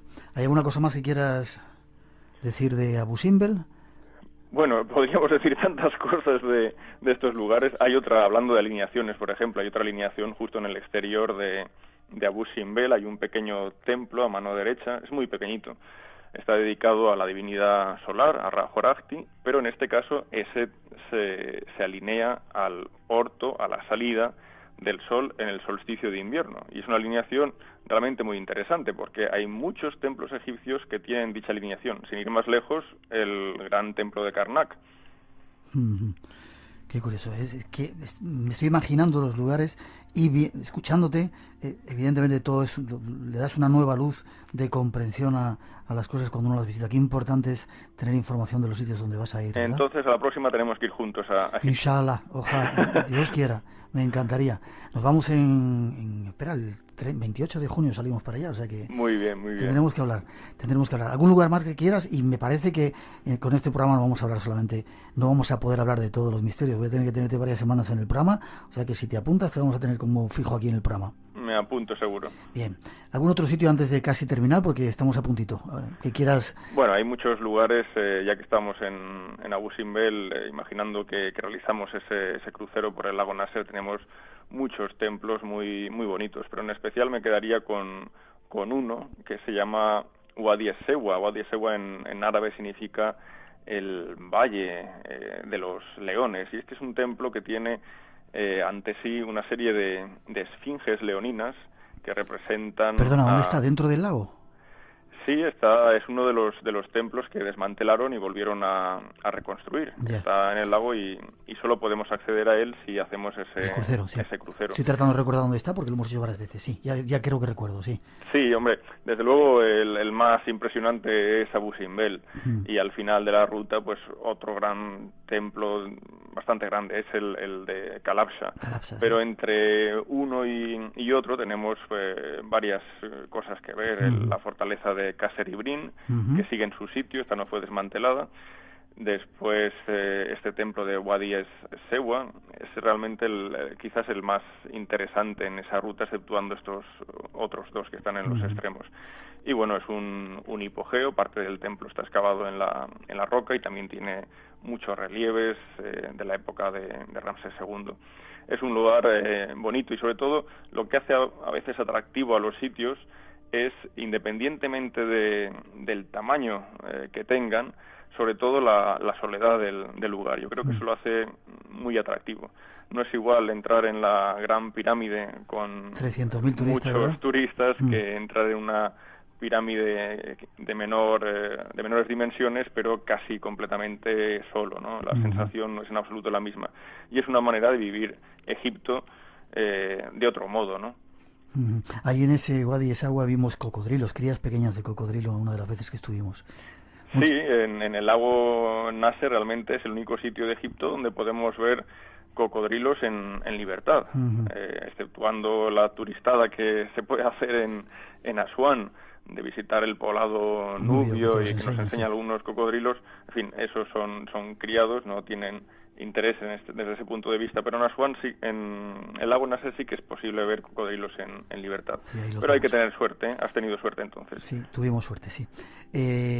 Casi para terminar, vamos a hacer este primer capítulo, el sur, bueno, el Alto Egipto. Seguiremos, si te parece, si te prestas a ello, descubriendo otros lugares misteriosos, porque da gusto hacerlo contigo. Pero una pregunta te hago. Mucha gente piensa, para terminar casi, que Egipto estaba muy relacionado con el antiguo continente de la Atlántida, desaparecido, del cual arqueológicamente parece que no hay muchas pruebas. ¿Qué opinas tú? Bueno, realmente arqueológicamente no tenemos ni una sola prueba de la existencia de la Atlántida, si es que queremos observar la Atlántida en algún lugar del Atlántico. Si concebimos, para salvar el problema, que la Atlántida pudo ser la antigua cultura de la isla de Tera, la actual Santorini, pues bueno, desde ese punto de vista tendríamos una Atlántida desaparecida hacia el 1450 antes de Cristo. Pero desde luego, desde la historia de los autores clásicos a la realidad arqueológica hay un abismo, y no tenemos constancia por parte egipcia, ninguna documentación de referencias a un pueblo que podamos interpretar como Atlantes. Ya, pero sin embargo es muy curioso, parece que la cultura egipcia tiene una serie de características raras para su tiempo, fórmulas de construir, fórmulas matemáticas, orientaciones, conocimientos, incluso extrañas herramientas para cortar la piedra, etcétera. ¿De dónde venía todo eso? ¿Era un pueblo tan avanzado y se ha perdido todo? Es que realmente yo creo que tenemos que hacer un ejercicio global cuando observamos la civilización egipcia. Si nos fijamos directamente en la Gran Pirámide, cometemos un error, porque la Gran Pirámide no es un producto de una arquitectura espontánea. Para llegar a la Gran Pirámide y a la precisión de su alineación o simplemente a su construcción, ha tenido que pasar un proceso de varios siglos donde se han construido otras pirámides y algunas de ellas absolutamente mal. Es un proceso continuo de ir probando con nuevas técnicas, como se demuestra arqueológicamente, hasta que al final son capaces de realizar esa obra magnífica que es la Gran Pirámide. Y respecto a los instrumentos utilizados y todo lo demás, también observamos ese proceso. Nunca vemos que salga de repente un taladro, por ejemplo. En Egipto, para llegar al taladro, han pasado antes por otros instrumentos aún más rudimentarios, ¿no? ¿Cómo defiendes la cultura egipcia? Da gusto. ¿Y los Em-Suhor? ¿Y no hicieron las pirámides los extraterrestres? Entonces, como dicen... a mí me asustaría pensar que los extraterrestres hubieran hecho las pirámides, ¿no? Porque querría decir que los tendríamos aquí controlándonos un poco. No, en el caso de Egipto, pues es evidente que las pirámides son egipcias. Aquí no, desde mi punto de vista, no hay ninguna discusión posible. Simplemente porque vemos ese proceso desde tiempos muy antiguos.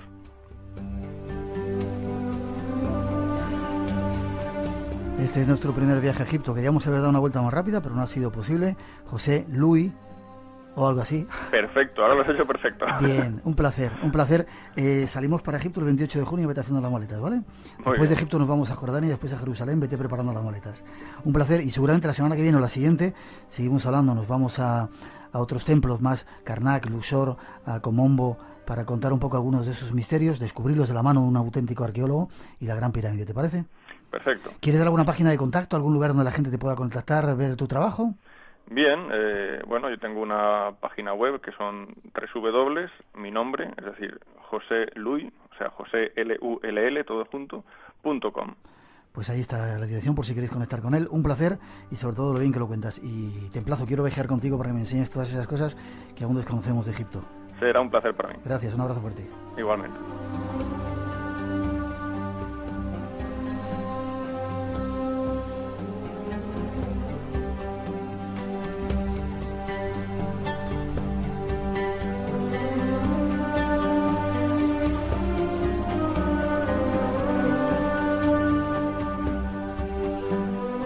Creo que hay personas que tienen miedo o algo, pero las cosas pueden ser distintas. En realidad el mundo no es exactamente una mierda. Aunque supongo que es duro para aquellos acostumbrados a que las cosas sean como son, aunque sean malas, y no quieren cambiarlas. Se dan por vencidos. Y entonces se sienten como perdidos.